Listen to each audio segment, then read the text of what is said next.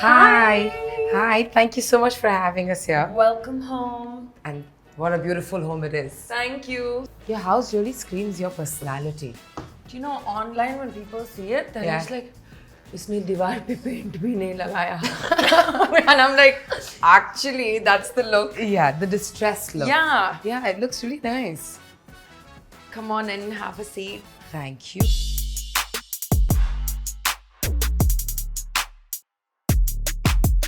Shruti, thank you so much firstly for having us in your home. What is the one thing in your house, okay, that's the closest to your heart? This one thing that you bought or you absolutely love? I think behind me, like my shrine, Okay. my home temple, which Right. is like a cupboard, but it's my home temple. Okay. So I think that's like my corner of peace and tranquility, and knowing that I come back to this is like really nice for me. How nice. Yeah. Okay, so now we're going to move a little ahead. We're going to talk about, actually, in a way, I'm going to take you back. Okay. We're going to talk about Shruti Haasan as a child. Okay. What was it like growing up for you, being born to two superstar parents? What was that like for you? You don't understand it. Yeah. Your brain can't process fame when you're that young. Yeah. I just thought that my dad's job was cool and somebody else's parent was a lawyer and someone else. I just wondered why my dad didn't like wear a suit every day, and I thought like that would be cool. So I didn't have any ability to understand what Yeah. it meant till much later. As a kid, I wanted to have my own attention. Right. So when somebody'd be like, "Hi, are you Shruti?" I'd be like, "Yeah, talk to me." And then they'll be like, "What does your daddy like to eat? What did mummy say? Are you mummy's pet or daddy's pet?" And I used to be like, "Talk about me." So that's the only thing I remember. So Yeah. I kind of Yeah. made up this fake set of parents and like a fake dad, so that when they'd ask me, "Are you Shruti?" I'd be like, "No, I'm Pooja." And I used to like, so that I just don't need to get into it. So what did this fake dad do? He was doctor. He was a doctor. Nice. Yeah. Yeah. So then when my dad finally got a doctorate, I'm like, you realize I manifested this for you. That Yeah. you did, yes, Yeah. that you did. Shruti, like you said, even that time there was a limelight on you, right? You and your sister, of course, because you were born to certain parents. Today, I think it's a lot more, right? Like kids are followed from the day they're born, like star kids. How do you view the shift that we see today in this culture? Yeah, it's a lot. But Yeah. you know what? It is the burden of the time. Yeah. I always say I'm like so glad I'm not a teenager, irrespective of who my parents are. I'm really glad that my teenage years were quite old school and rock and roll, and we were on ICQ Messenger. And Yes. do you know what I mean? Like, Yes. I'm really happy about that, because I do feel that in that formative time of self-image, figuring out who you are, and for some of us enjoying being a misfit and forming your own clan, it was good to not have like a million opinions we didn't need. So I think social media right now is like a bit like it's a lot for everyone. Right. Yeah. I was going to talk about social media a little later, but since you brought it Yeah, up, yeah, maybe yeah. we can kind of touch Yeah. upon it right now. Nowadays on social media, we see so much like people need to look a certain way. There are talks about how your body should be. There are talks about how you should look, right? Yeah. And that kind of influences the young mind so much. How much do you think this influence sort of really hampers us people? Now, I don't want to be one of those people who has like a double standard and says, yeah, just be however you want, whatever. But yeah, be however you want. You know what? If you want fillers and you want a boob job, or Yeah. you want to get a hair transplant if you're a guy, or you want, do it. Do it if you want, and then just don't give an F what someone else is saying. Pardon my French. But if you're looking at social media and you're feeling, शायद मुझे इसके जैसे लगना है, then that's another thing. I've been open about my rhinoplasty, and I've had fillers, I've had some extra. Now in a phase where I have like very little, and I'm open about it. I choose to be open about it because number one is I don't want to lie, it's pretty obvious, and number two is I want somebody to know that it's a whole bunch of stuff that makes us look this way. Yeah. Right? Like it's hair and makeup. I'm wearing lashes today. I also have a diet that I follow. Yeah. I have a workout regimen that I follow. Yeah. I also have help along the way. And a lot of most celebrities do. Of course they do, yes. In fact, now, we're seeing a lot more people coming out and talking openly about these things. Earlier, there was a negative connotation. Yeah. But now, like you said, right, if you're doing it, accept it and Everyone cut the is doing it sound. pretty much. And for those who don't want to do it, great. For those who Yeah. want to do it, great. It's just like, let's not like dilly-dally around it. Yeah. Like a lot of people you guys think are natural do it. Just saying. So let's just like just move on. Yeah. Okay, I'm going to move to your mom, okay? The last time I met her for a film Who promotion. has no fillers. She is so cool, by the way. She's so cool. She was such a proud mom, She took so much pride in both you girls. She kept saying, I'm so proud of the people they've become, how individualistic they are. They have their own personality and they're not easily influenced by things around them, I want to ask you, what kind of influence did your parents have in you becoming what you are today? A huge influence. Yeah. What parents I think don't realize is, and I think you will agree with me as well, that they think हम ये सिखा रहे हैं उनको. What we learn is the stuff they do by action. Absolutely. And that they don't realize they're teaching us. And those lessons have been really powerful for me. Starting with my dad, he's really got a willpower that I haven't seen in a lot of people. Like a willpower to create his own destiny. And I'm still learning to have that kind of willpower because it's really special, Yeah. And my mom has this brilliant strength, which it's like on one end she's like a Joan of Arc type, armor plated, ready to fight, for what she thinks is right.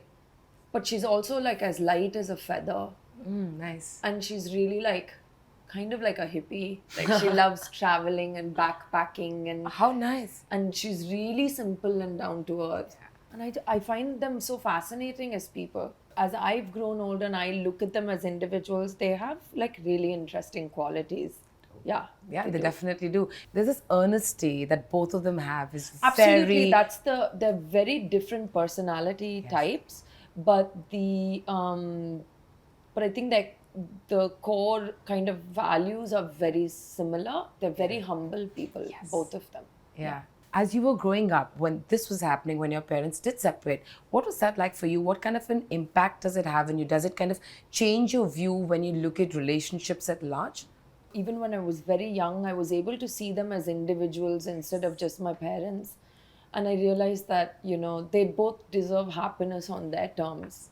And I was able to understand that on my own. At such a young age? Yeah, I don't know. I was just able to understand it because I know that they're both individually good people.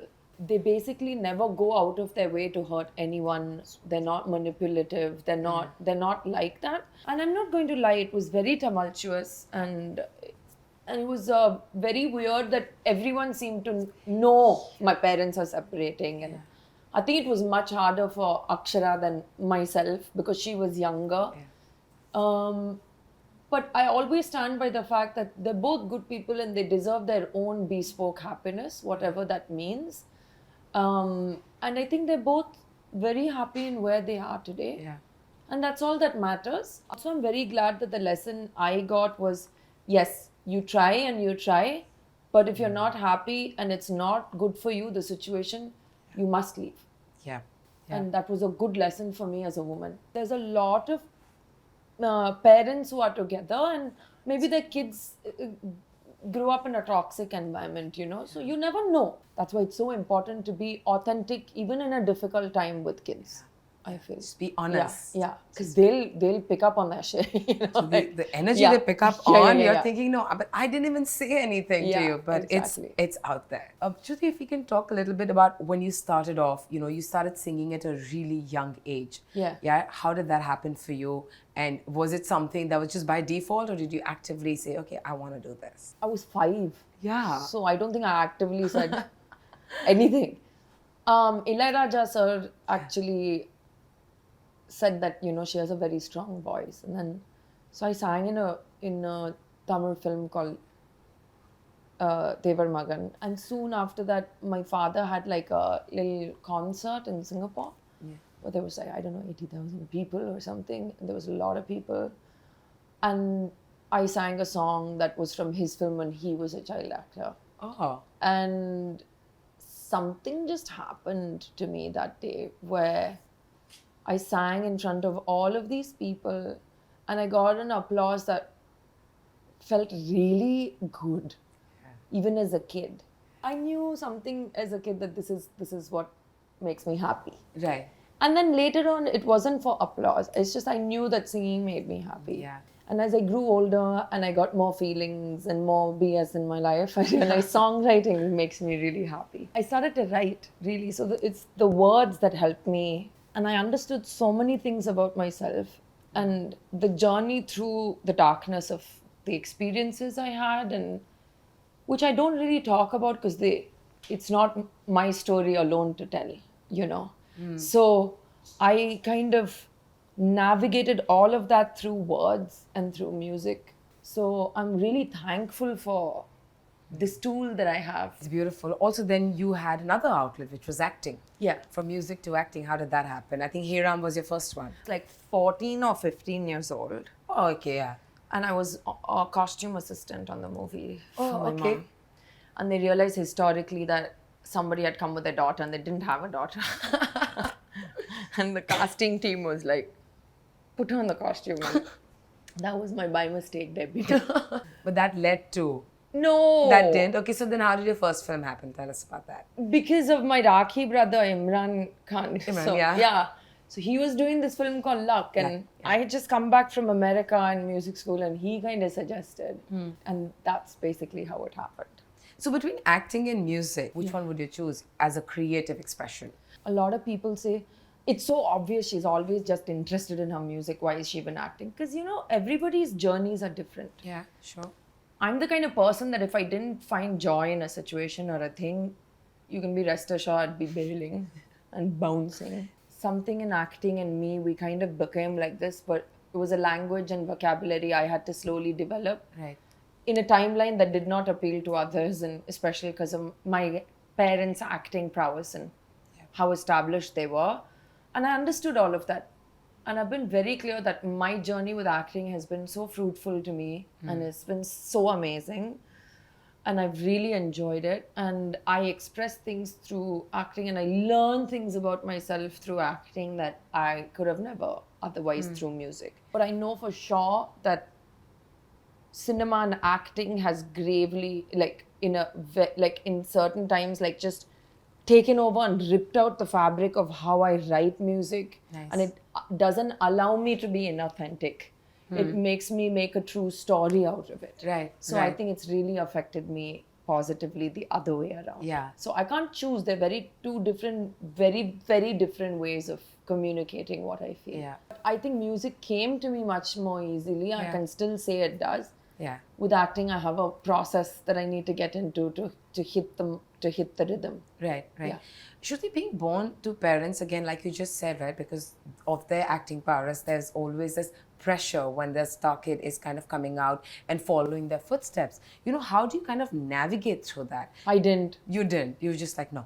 I just actually ignored it, which was not nice because I was like, and I was like, and today I feel I'm so proud of my parents and my lineage. I never deny the doors that opened because of my surname and my family history. But I'm very proud, and I know people in the business will say, I have never ever used their help or their name. And I've had really tough days where I didn't know if I was going to get work. Yeah. And I didn't know how I was going to pay my bills. And I went through it like everybody else. And it was really a life-changing experience for me. Yeah.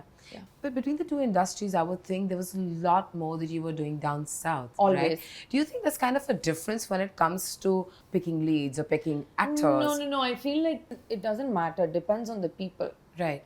But I do know I got the roles that I wanted to play in the South. I didn't get offered those kind of paths here. So I just followed opportunity. Of course, yeah. You know what I mean? I didn't have this bug ki Hindi mein hi karna hai. Huh. I've never been enamored by Mumbai. Let's put it that way. Yeah. It is a second home to me. Yeah. I grew up here. I debuted in Hindi. Yeah. I really enjoy working in Hindi a lot. Agar ek achhi story aaye, character aaye and I can play it, yeah, definitely. Yeah. But I don't have that khujli, so to say. Yeah. Yeah, you've itched a scratch already. You're like, if it comes, I just I'm follow happy. my opportunities. Similarly, I got a role like I've just done a film called The Eye. Yes, I read which about is it. a UK production, an English film, and I followed the role there. Right. It's not because कोई और Hollywood गया मुझे भी जाना है. Like I don't know. I'm just kind of like on my own trip. Shruti, you just mentioned that, there was a time that was quite tough for you and you didn't know maybe where the next bills were, where the next check was coming from. At such a point of time, right? How do you, one, pull yourself out of something like this? Because one, this industry is extremely overwhelming. It isn't structured. So, and that's a worry, I think, it's for everybody, not just you alone. Yes. So how do you as an artist kind of pull yourself out of ensuring that you don't go down this black hole that is very tough to get out of? Yeah, and a lot of people think isko kya problem hai baap ke paise, Yeah. and I just want to say I've never like taken a penny since I was 20, 21 years old. Wow. Because it's embarrassing to me, and it's not an option. And so those days were like really like dodge, and I made a lot of financial mistakes like a lot of people do. I didn't save enough at certain times, and I talk about it because I think financial independence also means understanding how to save for a rainy day, how to and I'm pretty bad at that. You know what I mean? Yeah. So am A I. lot of us are. It happens to the best of us. Of course. It happens to millionaires, but they're playing in millions, and then it's a problem for everyone that they face. And I think it's really about keeping your head above water, even in a mental state of mind. So difficult. Of being proactive and solution driven I'm a very anxiety driven person. I have anxiety disorder, so it's easy for me to loop. What I do is I start focusing on, okay, plan A, plan B, plan C, and you start looking at everything in your life like that, including your finances, and you start to say, that's okay.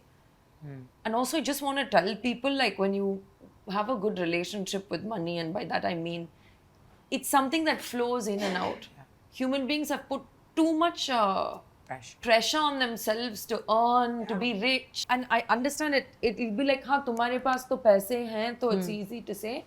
I understand that there are certain people who cannot, it's a lot of financial disability to get out of. Yeah. But I'm saying that money is a fluid thing, and you have to make a good relationship with it. Yeah. You must control it, not let it control you. Yeah. Is what I feel. And in today's time, it seems very difficult. Yeah. Everyone's just kind of chasing the Yeah. good life that they most This see. change in my mindset truly helped me with my relationship with my finances and my money. Right. Shruti, you always very openly spoken about gender equality. Though I feel we are inching towards small changes in the society, what are some of the things that you as a woman think that as a society we still need to kind of move in the right direction and make those changes when it comes for women in society at large, not just women actors?